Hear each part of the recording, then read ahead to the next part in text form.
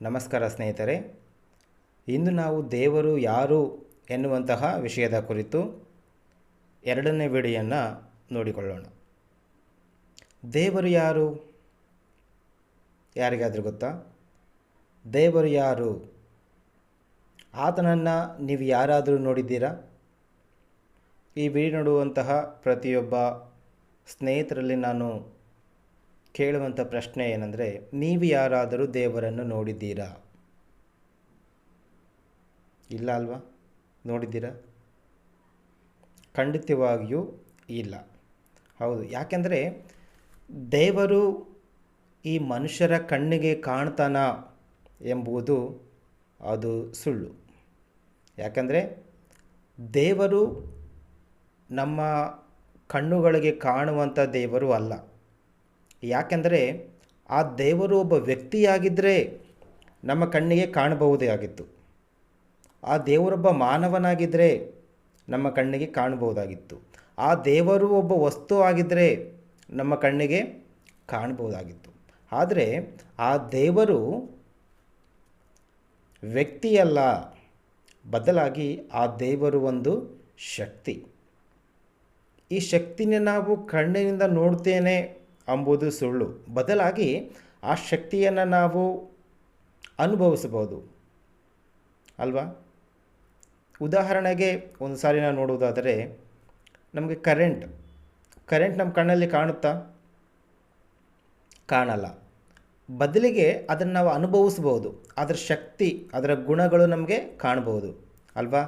Current ಇದ್ದರೆ fan ನಡೆಯುತ್ತೆ, current ಇದ್ದರೆ ಬಲ್ಬ್ ಆನ್ ಆಗುತ್ತೆ, ಕರೆಂಟ್ ಇದ್ದರೆ ಈಗ ನಾನು ಮಾತಾಡುವುದು ಈ ಕರೆಂಟಿನ ಮೂಲಕವಾಗಿ, ಒಂದು ಶಕ್ತಿ ಮೂಲಕವಾಗಿ ನಿಮಗೆ ಈ ಪ್ರಸಾರವಾಗ್ತಾ ಇದೆ.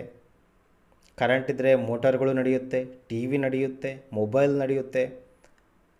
ಪವರ್ ಎಂಬುದು ಬಹಳ ಮುಖ್ಯ ಅಲ್ವಾ? ಅಂದರೆ ಈ ಪವರ್ ಇಲ್ಲ ಅಂತ ಹೇಳೋಕ್ಕಾಗತ್ತಾ?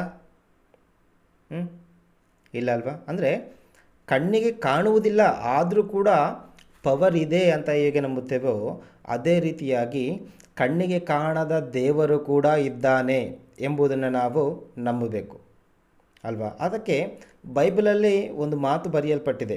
ಅದೇನೆಂದರೆ, ಯೋಹಾನನು ಬರೆದ ಸುವಾರ್ತೆ 1ನೇ ಅಧ್ಯಾಯ 8ನೇ ವಚನದಲ್ಲಿ ಬೈಬಲಲ್ಲಿ ಒಂದು ಮಾತು ಬರೆಯಲ್ಪಟ್ಟಿದೆ. ಅದೇನೆಂದರೆ, ದೇವರನ್ನು ಯಾರು ಎಂದೂ ಕಂಡಿಲ್ಲ ಎಂಬುದಾಗಿ. ಈ ಭೂಮಿ ಮೇಲೆ ಹುಟ್ಟಿರುವಂತಹ ಪ್ರತಿಯೊಬ್ಬರೂ ಕೂಡ ದೇವರನ್ನು ನೋಡುವುದಕ್ಕೆ ಸಾಧ್ಯವಿಲ್ಲ. ಯಾಕೆಂದರೆ ಅದು ಒಂದು ಶಕ್ತಿ. ನಮ್ಮ ರಾಜ್ಯದಲ್ಲಿ ಮುಖ್ಯಮಂತ್ರಿಗಳಿದ್ದಾರೆ. ಯಾರು? CM ಸಿದ್ದರಾಮಯ್ಯನವರು ಇದ್ದಾರೆ. ಅವರು ವ್ಯಕ್ತಿ. ಅವರು ವ್ಯಕ್ತಿ ಆಗುವುದರಿಂದ ನಮ್ಮ ಕಣ್ಣಿಗೆ ಕಾಣ್ತಾರೆ. ಅದೇ ರೀತಿಯಾಗಿ ದೇವರು ಕೂಡ ವ್ಯಕ್ತಿಯಾಗಿದ್ದರೆ ನಮ್ಮ ಕಣ್ಣಿಗೆ ಕಾಣಬಹುದಾಗಿತ್ತು. ಆದರೆ ಆತನು ವ್ಯಕ್ತಿಯಲ್ಲ, ಆತನು ಶಕ್ತಿ. ಆ ಶಕ್ತಿಯನ್ನು ನಾವು ಅನುಭವಿಸಬೇಕು ವಿನಃ ಆ ಶಕ್ತಿಯನ್ನು ನಾವು ನೋಡ್ತೇವೆ ಅಥವಾ ಆ ಶಕ್ತಿಯನ್ನು ನಾವು ನೋಡಿದ್ದೇವೆ ಎಂಬುದು ಒಂದು ಸುಳ್ಳು ಮಾತು. ಇಲ್ಲಿ ನಾವು ನೋಡಿಕೊಂಡು ಯೋಹಾನನು ಬರೆದ ಸುವಾರ್ತೆ 1ನೇ ಅಧ್ಯಾಯ 18ನೇ ವಚನದಲ್ಲಿ ನಾವು ನೋಡ್ಕೊಂಡ್ವಿ. ಏನಂತ? ದೇವರನ್ನು ಯಾರು ಎಂದೂ ಕಂಡಿಲ್ಲ ಎಂಬುದಾಗಿ. ಆ ಕಾರಣದಿಂದಾಗಿ ಮನುಷ್ಯನು ಏನು ಮಾಡ್ತಾ ಇದ್ದಾನೆ? ದೇವರನ್ನು ಯಾರೂ ಕಂಡಿಲ್ಲ, ಯಾರೂ ನೋಡಿಲ್ಲ. ಅಂದರೆ ಯಾಕೆಂದರೆ ದೇವರು ಒಂದು ವ್ಯಕ್ತಿಯಾಗಿದ್ದರೆ ಕಾಣ್ಬೋದಾಗಿತ್ತು. ಆತನು ಒಂದು ಶಕ್ತಿಯಾಗಿರುವುದರಿಂದ ಆತನು ನಮ್ಮ ಕಣ್ಣಿಗೆ ಕಾಣುವುದಿಲ್ಲ. ಅದಕ್ಕಾಗಿ ಮನುಷ್ಯನು ಏನು ಮಾಡಿದ್ದಾನೆ ಅಂದರೆ, ಆ ದೇವರನ್ನು, ಆ ಕಣ್ಣಿಗೆ ಕಾಣದೇ ಇರುವಂಥ ದೇವರನ್ನು ಏನು ಮಾಡ್ತಾ ಇದ್ದಾನಂದರೆ, ಆತನು ಕಣ್ಣಿಗೆ ಕಾಣದಿರೋ ಒಂದು ಉದ್ದೇಶದಿಂದ, ಒಂದು ಕಾರಣದಿಂದ ತಾನೇ ಒಂದು ಆಕಾರವನ್ನು ಕೊಟ್ಟು ಆ ಆಕಾರಗಳಲ್ಲಿ ದೇವರನ್ನು ಕಾಣುವುದನ್ನು ನಾವು ಕಾಣ್ತಾ ಇದ್ದೇವೆ.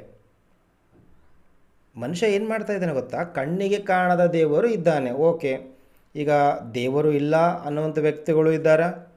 ದೇವರು ಇದ್ದಾನೆ ಅನ್ನುವಂಥ ವ್ಯಕ್ತಿಗಳು ಕೂಡ ಇದ್ದಾರೆ. ದೇವರು ಇಲ್ಲ ಅಂತ ವ್ಯಕ್ತಿಗಳನ್ನು ನಾವು ಪಕ್ಕಕ್ಕಿಟ್ಟರೆ, ದೇವರು ಇದ್ದಾನ ಎನ್ನುವಂಥ ವ್ಯಕ್ತಿಗಳು ಏನು ಮಾಡ್ತಾ ಇದ್ದಾರೆ ಅಂದರೆ, ಅನೇಕ ದೇವರುಗಳನ್ನು ಮಾಡ್ಕೊಂಡಿದ್ದಾರೆ. ಅದರಲ್ಲಿ ದೇವರು ಏನು ಮಾಡ್ತಾ ಇದ್ದಾನ? ಮೊದಲನೇದಾಗಿ ನಾವು ನೋಡ್ಕೊಂಡ್ವಿ, ದೇವರು ಕಣ್ಣಿಗೆ ಕಾಣುವುದಿಲ್ಲ.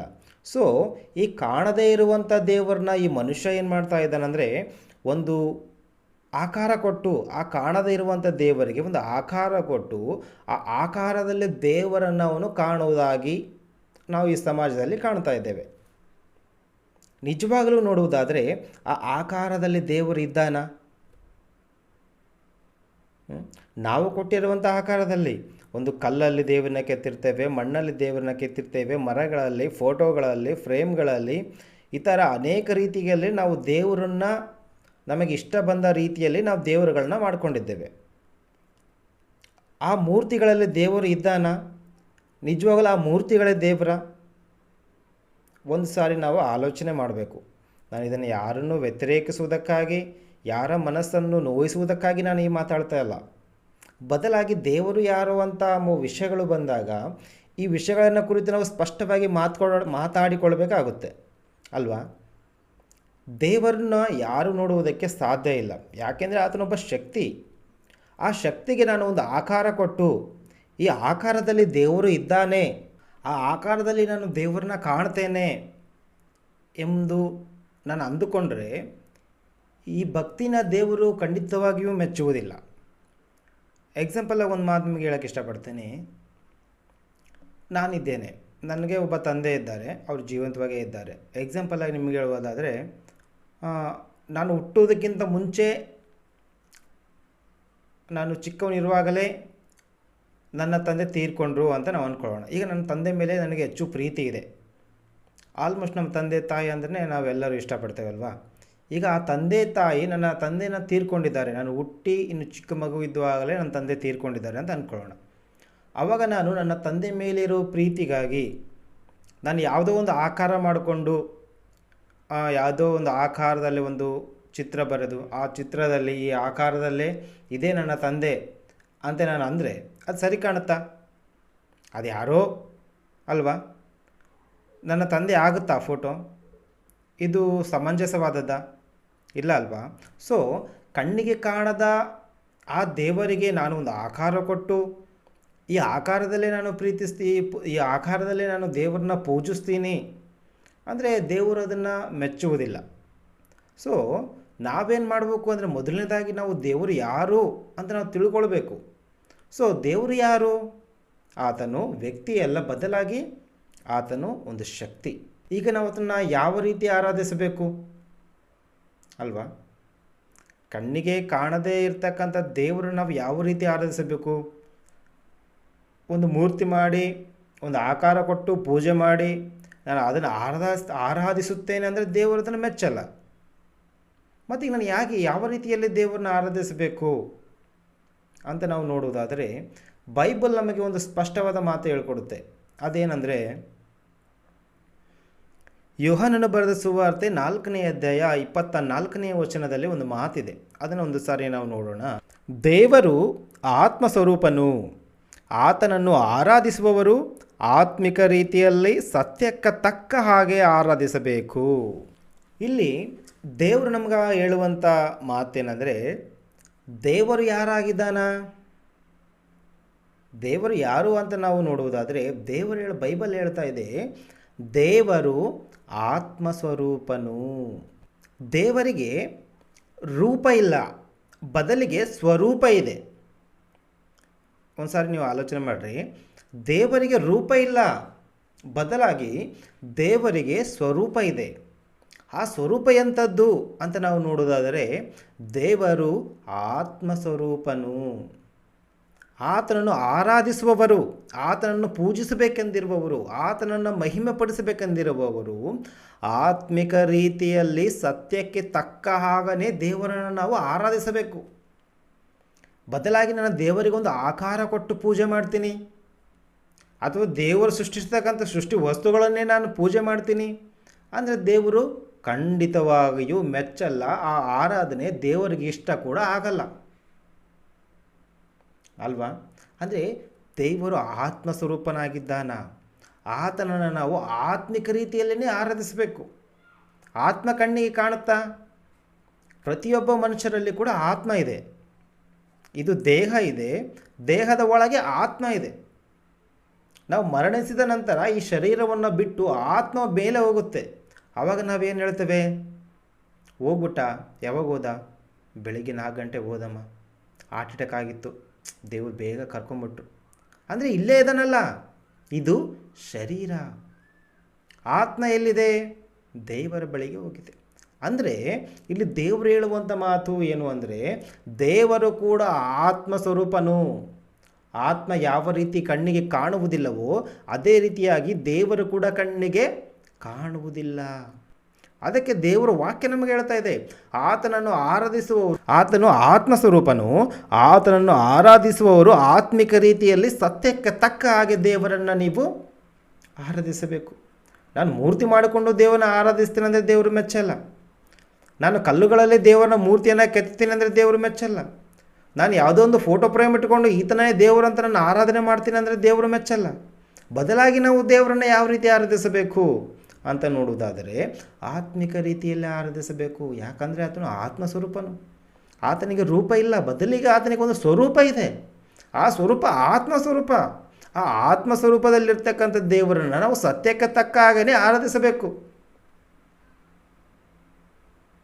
ಅದನ್ನು ಬಿಟ್ಟು ನಾನು ಯಾವುದೋ ಒಂದು ರೂಪನ್ನು ದೇವರಿಗೆ ಕೊಟ್ಟು ನಾನು ಆರಾಧಿಸ್ತೀನಿ ಅಂತ ಹೇಳಿದ್ರೆ ನಿಜವಾಗ್ಲೂ ಆ ಆರಾಧನೆಯನ್ನು, ಆ ಭಕ್ತಿಯನ್ನು, ಆ ಇದನ್ನು ದೇವರು ಮೆಚ್ಚಲ್ಲ ಪ್ರಿಯರು.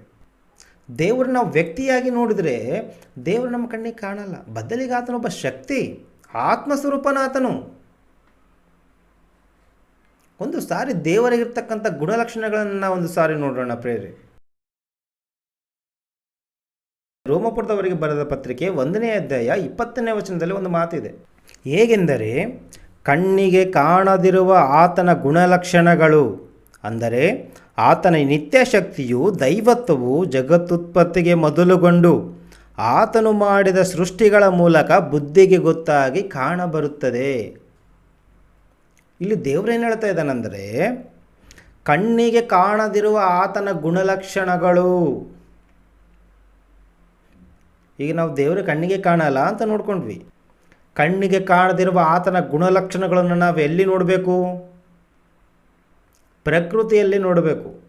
ಒಂದು ಸಾರಿ ಸೂರ್ಯನನ್ನು ನೋಡ್ರಿ, ಆತನಿಗಿರ್ತಕ್ಕಂಥ ಶಕ್ತಿ ಎಂಥದ್ದು. ಆತನ ಇರುವುದರಿಂದ, ಸೂರ್ಯನಿಗೆ ಇರ್ತಕ್ಕಂಥ ಶಕ್ತಿಯಿಂದ ಚಂದ್ರನು ತನ್ನ ಕಳೆಯನ್ನು ಹೊಂದುತ್ತಾ ಇದ್ದಾನೆ. ಸೂರ್ಯನ ಒಂದು ಶಕ್ತಿಯಿಂದ ಈ ಲೋಕದಲ್ಲಿ ಎಷ್ಟೋ ಉಪಕಾರಗಳು, ಸಹಾಯಗಳು ನಮಗೆ ಆಗ್ತಾ ಇದ್ದಾವೆ. ಸಮಯಕ್ಕೆ ಕಾಲಗಳು ಬದಲಾಗ್ತಾ ಇದ್ದಾವೆ. ಭೂಮಿ ತಿರುಗುವುದರಿಂದ ಬೆಳೆಗಳು ಬೆಳೀತಾ ಇದ್ದೇವೆ ಸೂರ್ಯನ ಒಂದು ಶಾಖದಿಂದ. ಅಂದರೆ ಈ ಪ್ರಕೃತಿಯನ್ನು ನೋಡಿದಾಗ ಸೂರ್ಯನಿಗಿರ್ತಕ್ಕಂಥ ಆ ಶಕ್ತಿಯನ್ನು, ಗಾಳಿಗಿರ್ತಕ್ಕಂಥ ಆ ಶಕ್ತಿಯನ್ನು, ನೀರಿಗಿರ್ತಕ್ಕಂಥ ಆ ಶಕ್ತಿಯನ್ನು, ಪ್ರಕೃತಿಯಲ್ಲಿ ಪ್ರತಿಯೊಂದು ವಸ್ತುಗಳಿಗೂ ಇರುವಂತಹ ಅದರದೇ ಆದ ಶಕ್ತಿಗಳನ್ನು ನಾವು ನೋಡಿದಾಗ ದೇವರು ನಮಗೆ ಗೊತ್ತಾಗಬೇಕು, ಇದರಲ್ಲಿ ಇಷ್ಟು ಶಕ್ತಿ ಇದೆ ಅಂದರೆ ಇದನ್ನು ಸೃಷ್ಟಿ ಮಾಡಿರ್ತಕ್ಕಂಥ ಆ ದೇವರು, ಆ ಸೃಷ್ಟಿಕರ್ತನಲ್ಲಿ ಇನ್ನು ಎಷ್ಟು ಶಕ್ತಿ ಇದೆ ಅಂತ. ಅದನ್ನು ಬಿಟ್ಟು, ಸೃಷ್ಟಿಕರ್ತನನ್ನು ಬಿಟ್ಟು ಈ ಸೃಷ್ಟಿ ವಸ್ತುಗಳನ್ನೇ ದೇವರು ಅಂತ ಪೂಜಿಸಿ ಮಾಡುವುದಾದರೆ, ಈ ಸೃಷ್ಟಿ ವಸ್ತುಗಳನ್ನು ದೇವರಂದುಕೊಂಡು ನಾವು ಪೂಜೆ ಮಾಡುವುದಾದರೆ ದೇವರ ಮನಸ್ಸಿಗೆ ಎಷ್ಟು ನೋವಾಗಬಹುದು, ನಾವು ಎಷ್ಟು ಅಜ್ಞಾನಿಗಳಾಗಿರ್ಬೋದು ಅಲ್ವಾ? ದೇವರು ಕಣ್ಣಿಗೆ ಕಾಣಲ್ಲ ಅಂತ ಮಾತ್ರದಿಂದ ಯಾವುದೋ ಒಂದು ರೂಪ ಕೊಟ್ಟು ಆ ರೂಪದಲ್ಲಿ ನಾನು ದೇವರನ್ನ ಪೂಜಿಸ್ತೀನಿ ಅಂದರೆ ನಾನು ಎಷ್ಟು ಅಜ್ಞಾನಿ. ನಾನು ಜ್ಞಾನಿನ? ಹೇಳಿ, ನೀವು ಹೇಳಿ. ನನಗೆ ದೇವ್ರು ಗೊತ್ತಿಲ್ಲ. ಸೊ ಗೊತ್ತಿಲ್ಲ ಎಂಬ ಒಂದು ಕಾರಣದಿಂದ ಯಾವುದೋ ಒಂದು ಆಕಾರ ಕೊಟ್ಟು ಯಾವುದೋ ಒಂದು ಮೂರ್ತಿ ಮಾಡಿಕೊಂಡು ಆ ಮೂರ್ತಿನ ದೇವರು ಅಂತ ನಾನು ಪೂಜೆ ಮಾಡಿದರೆ ನಿಜವಾಗ್ಲೂ ಅದು ದೇವರಿಗೆ ಸಲ್ಲುತ್ತಾ? ನಮಗೆ ನನ್ನ ತಂದೆ ಗೊತ್ತಿಲ್ಲ ಅಂದ್ಕೊಂಡು ಯಾವುದೋ ಒಂದು ಫೋಟೋ ಫ್ರೇಮ್ ತಂದು ಈತನೇ ನನ್ನ ತಂದೆ ಅಂತ ಹೇಳಿದರೆ ಅದು ಒಪ್ಪಿಗೆಯಾದ ಮಾತಾ? ಅಲ್ವಲ್ಲ. ಆದ್ದರಿಂದ ದೇವರ ಪ್ರಿಯ ಮಕ್ಕಳೇ, ದೇವರು ರೂಪವನ್ನು ಹೊಂದಿದಾತನಲ್ಲ, ಬದಲಾಗಿ ಆತನ ಸ್ವರೂಪವನ್ನು ಹೊಂದಿದಾತನು. ಆತನ ವ್ಯಕ್ತಿಯಲ್ಲ, ಬದಲಾಗಿ ಅದೊಂದು ಶಕ್ತಿ. ಆ ಶಕ್ತಿಯನ್ನು ನಾವು ಕಣ್ಣಿಗೆ ಕಾಣದಿರ್ತಕ್ಕಂಥ ಆ ಶಕ್ತಿಯನ್ನು ಸೃಷ್ಟಿಗಳ ಮೂಲಕ ಬುದ್ಧಿಗೆ ಗೊತ್ತಾಗಿ ಕಾಣಬರುತ್ತದೆ. ಆ ಸೃಷ್ಟಿಗಳನ್ನು ನೋಡಿದಾಗ ದೇವರ ಶಕ್ತಿ ಎಂಥದ್ದು ಎಂಬುದು ನಮಗೆ ಗೊತ್ತಾಗುತ್ತದೆ.